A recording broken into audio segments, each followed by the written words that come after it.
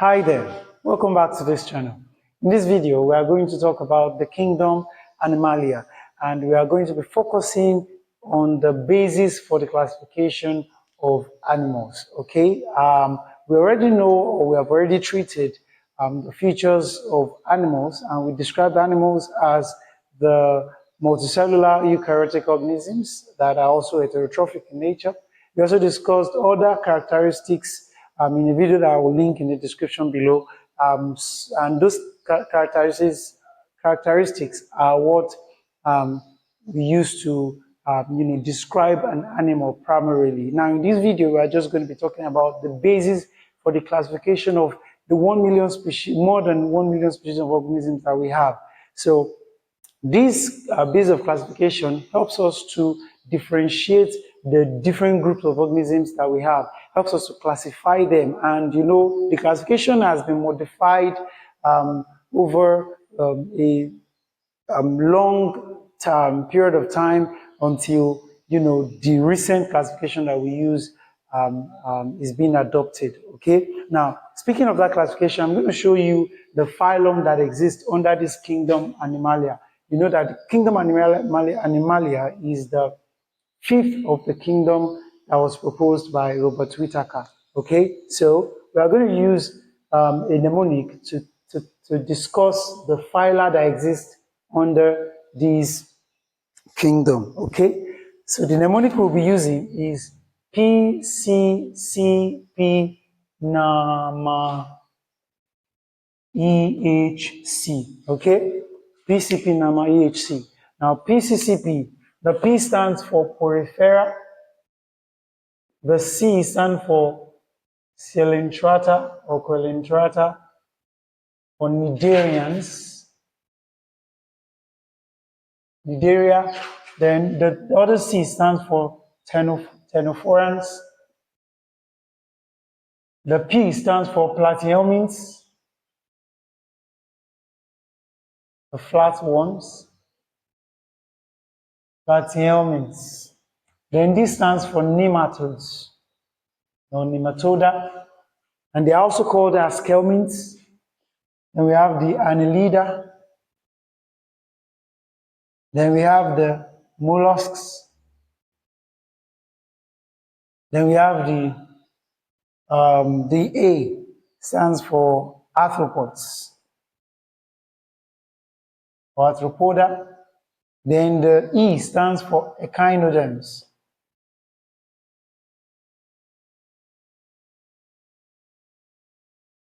Then the H stands for hemicodata. And C stands for chordata. Now, this order, this sequence that I've put here is the sequence of their complexity, or the order of their complexity, okay? And of course, the order of their evolutionary advancement and even appearance. So, poriferans down to the chordata, okay? Now, the reason why I've also listed them here is that as we are discussing the basis of classification, I might be pointing at examples for you to see where they fall, exactly. Now, the first basis of classification I'm going to be talking about will be the habitat. Let's start with the habitat, okay? So as you already know, the habitat is the dwelling place of the animal, yeah, where the animal lives, okay? So in this case, there are basically two habitats that are open to an organism, two habitats predominantly that an organism can live in, two habitats. And they are the aquatic habitat and the terrestrial habitat.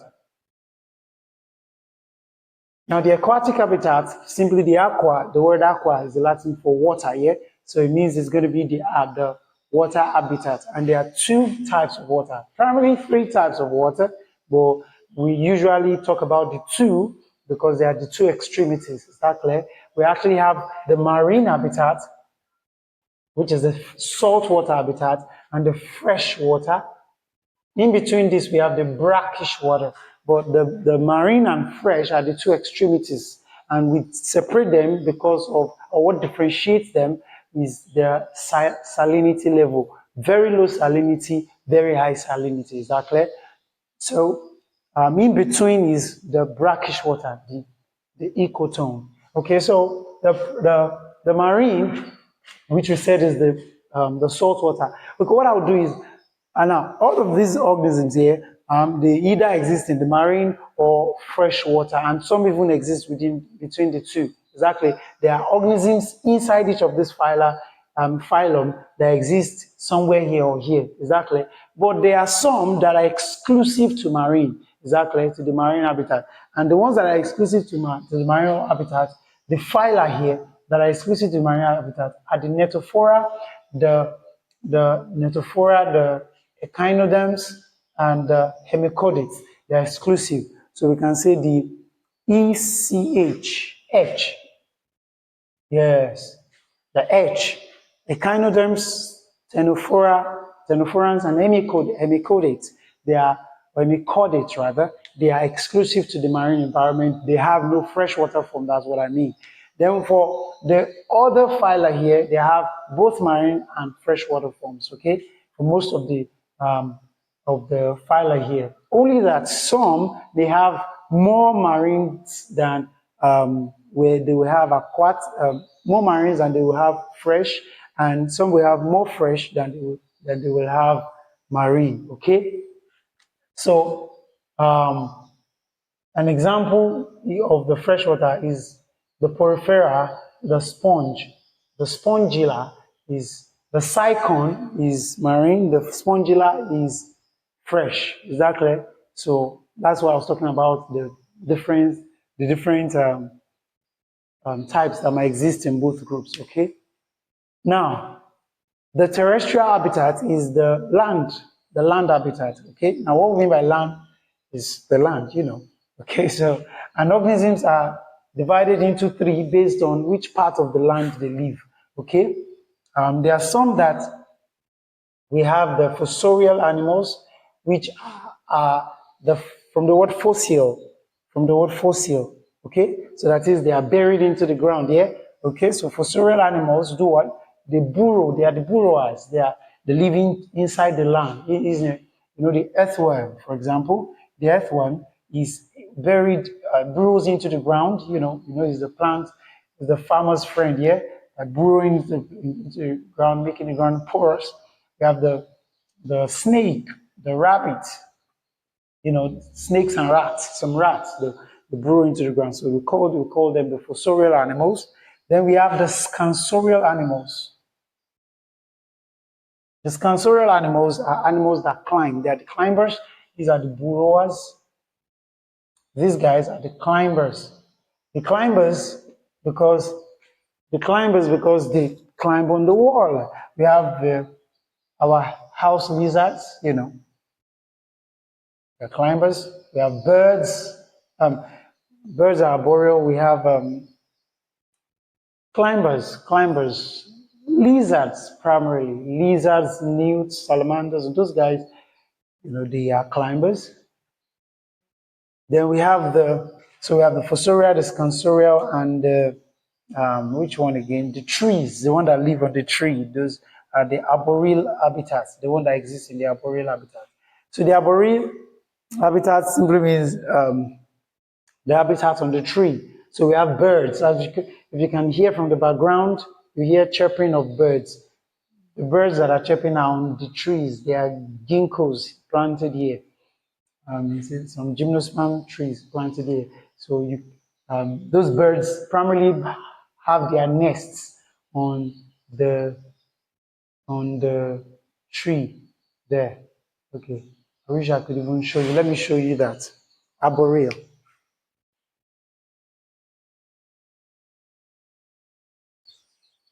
All right, so if you notice, or if you can see, if it's cleared, it's not so clear though.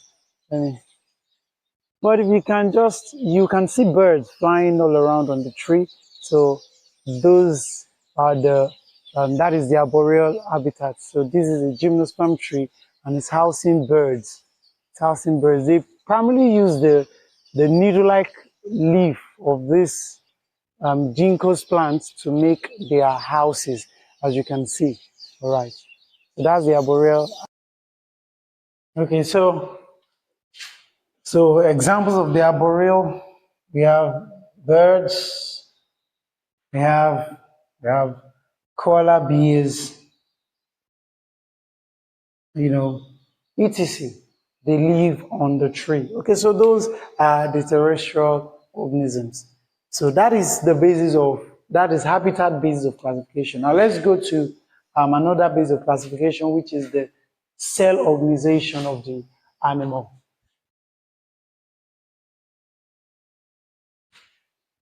So we have organisms that exist on, now if you have not seen the video, do well to see the video that I made on cell. I've discussed the level of organization of life, all right? So maybe I'll link the video in the description. So now we have some organisms that exist in the cell level of organization, and we have cells become tissue, right? Tissue organization, and we have some that exist in the organ level, and we have the others that exist in the we have cell, tissue, organ, and the system or organ system. Organ system simply means a system of organs, exactly. All right. So actually, in primitive in the primitive classification, protozoans were included in this list. Protozoans. Okay. So if protozoans were included, they would exist in the protoplasmic level of organization. So the protoplasmic level of organization is just a single cell performing different all the functions, the living functions the functions that keep the organism living. Okay, an example are the protozoans. The reason why the protozoans were excluded from the list of animals is that they had forms that were plant-like, exactly, that had plant-like characteristics. Example was the Iglina. Okay, so that's why it's removed.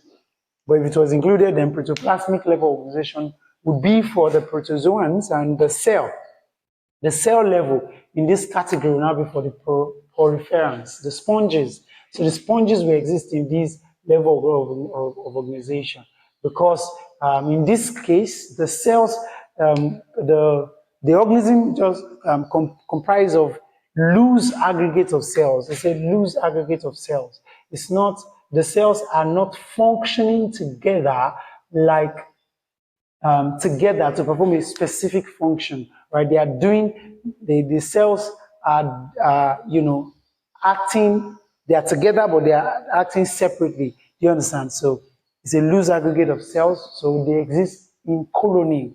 Is that clear? Then the tissue level organization will be for the tissue level of organization. That's going to be the coelenterate. Yes, the coelenterate and metaphorans. So the cnidarians and metaphors. Cnidaria and metaphora will be the phyla of organisms that exist in the tissue level of organization of life. Now, and that is basically a group of cells functioning together to achieve a common, to perform a particular function. So the cells here are, so this is where cell differentiation starts. Here, cell differentiation, there is no cell differentiation in poriferans. Is that right? And that's an exam question. In which of these is there cell differentiation? So cell differentiation starts here.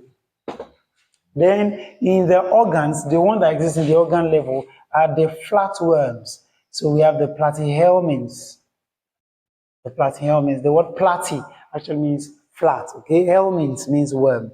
Okay, so they exist in the organ level organization, and the organ system includes from nematodes or aschelminths, from nematodes or aschelminths to the chordates. They are all in the organ system level of organization. Okay, so that is the second basis of classification. Second basis, I said based on cell organization. Number two, we've talked about cell organization. Okay, the first one we talked about habitat. Let me list them in. So the second one now, we've talked about cell organization. Yeah, cell organization, let's call it that. Cell organization. Now, the next one I want us to talk about is symmetry. Let's talk about symmetry.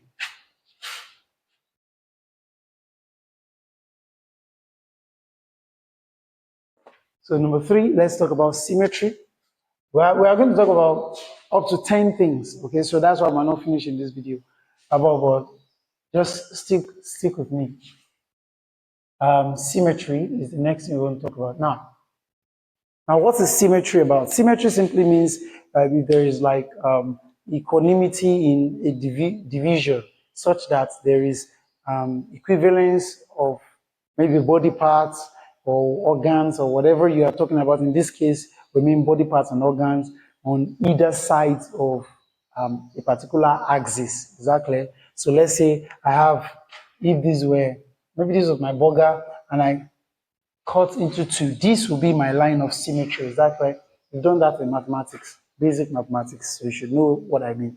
Now, symmetry simply means, in this case, first, animals are symmetric. All of them. They are either symmetrical or asymmetrical. So, asymmetrical organisms are organisms that there is no plane along which they could be cut and equal, there will be correspondence in what you have on either side of the axis. So they are asymmetrical. I've told you before, when you say the word "a" or "a" begin a word in biology, it means not. Now, no, I mean begin a word that already makes sense. That means it is not. That is asymmetrical, not symmetrical, exactly. And an example of such organism that exists in this level, in this class, is the sponges, exactly. Actually, there are some species of sponges that are symmetrical, okay, but they are generally described as asymmetrical. Then the symmetrical ones are divided into 2. There are some that are radially symmetrical, and there are others that are bilaterally. Now, what does radial symmetry mean? It means that you can cut through the central axis with any plane, and you're going to get exactly two corresponding parts, 2 equal sides. You're going to get it. So, for example, look at this marker, or look at this chair. For example, if I were to cut this chair here, I'm not going to get 2 equal parts. I'm going to get this part and this part, which are not equal. So this is not radially symmetrical. But organisms that are radially symmetrical includes our coelenterids, so our coelenterids, or cnidarians, and cnetophores. You see, you will notice that I've been mentioning cnidarians and cnetophores together with the same characteristic here, because initially they used to be classified together until they were separated recently, so relatively recently. So those 2 groups are radially symmetrical. Then echinoderms, adult echinoderms, because echinoderms in their embryonic stage are bilaterally symmetrical. Then adult echinoderms. And if you're wondering the reason why they are named the way they are named, don't worry, when we begin to talk about, in the video where I will talk about their characteristics, I'm going to mention why they are named the way they are named. Echinoderms produce echines, which are basically, stinging tissues. Now look at this. Now, along what plane can I cut this chair to obtain corresponding parts? It is going to be a plane that goes like this, down like this, and that is the only plane that I can use, right? This only axis through in which I can cut and obtain equal size, right? Okay, so we'll say that that chair, since it can be cut in only one plane to obtain 2 equal sides, then that chair is bilaterally symmetrical. But you see starfish, for example, and echinoderm. If I cut along this plane, cut along this plane, cut along this plane, whichever plane I cut, as far as it passes through the central axis, I am going to get equal sides, equal parts on either side. So that's why they are radially symmetrical. While the other ones, from platyhelminths downward, apart from the echinoderms, adult echinoderms, they are all bilaterally symmetrical. So that is bilateral symmetry for you, right? So that's symmetry. That's symmetry. So cover symmetry. Let's see. Another one we should see is body plan. Body plan. All right. We also use body plan to classify organisms. Body plan. Now, what do we mean by body plan? Body plan simply means the way in which the cells are arranged. The way in which the cells are arranged. Okay. Now we have the body plan in which it is just aggregate of cells. Is that okay? So we say cell aggregate. I hope that body plan is showing, yes. So we have primarily three body plans. We have the cell aggregate body plan, or aggregate of cells body plan. So in this case, I told you it's the poriferans are in that group. It's just a loose aggregate of cells that are performing functions individually. So they exist as colony. So that's cell aggregate, okay? Then in the next one is the blind gut.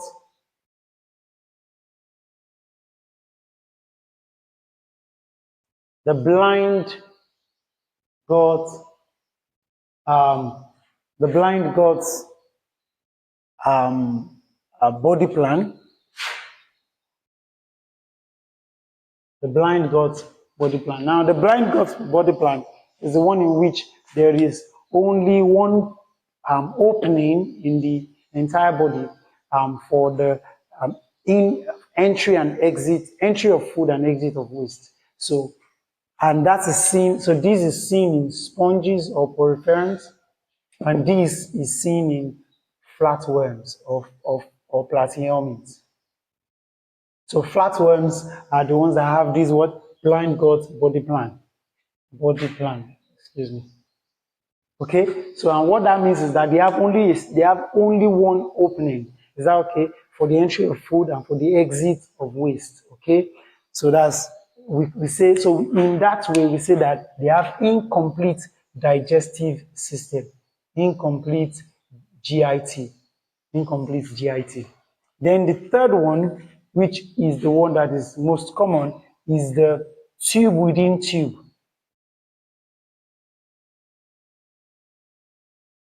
The tube within tube body plan, okay? Now, the tube within tube is the one in which there are two openings in the body. One opening is made by the body wall. The body wall makes one opening, and the second opening is made by the digestive system. Okay, so it's called the tube within tube. Does that make sense now? All right.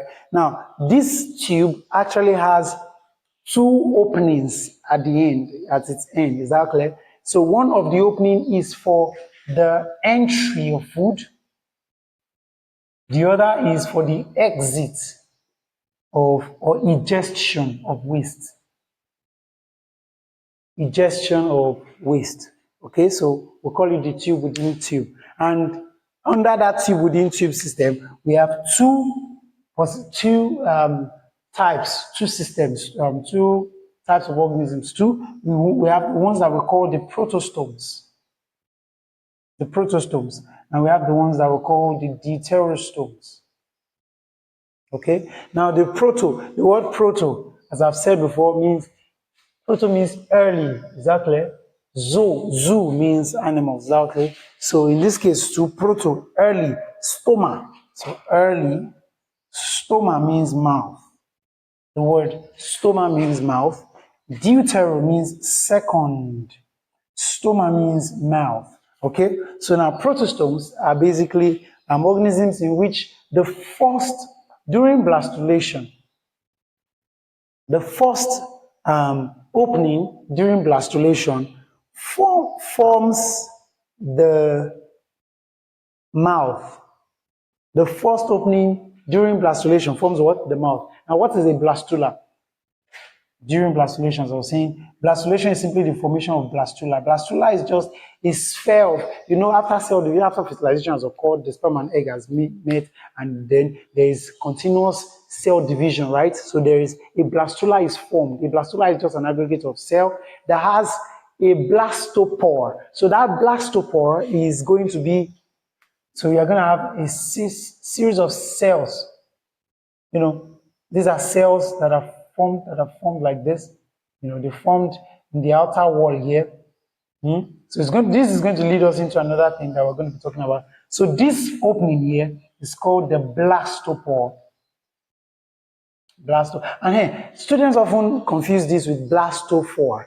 Blastophore is the opening in a sperm cell, okay? While this one in a spermatophore, is just associated with the sperm. This one is blastopore, not blastophore, okay? So the blastopore is this opening here, and this first opening is the one that appears, is that okay? During cleavage. Do you understand? So this before cleavage actually occurs. So this blastopore is the first opening that appears. Now, if this blastopore forms the mouth, so it can either form the mouth, we've said that it's going to have two openings. One forms the mouth, tube within tube system, and the other forms the anus for entry of food and for ingestion, right? So the blastopore, if it forms the mouth, because it's the first one that appears, if it forms the mouth, it's going to be, that organism will be termed a protostome. And if it forms the anus, the organism will be termed a deuterostome. Just use the mnemonic to remember protostome, proto, just use proto, early, mouth, stomach. Do you understand? Then deutero, that is second. So in this case, it is the second.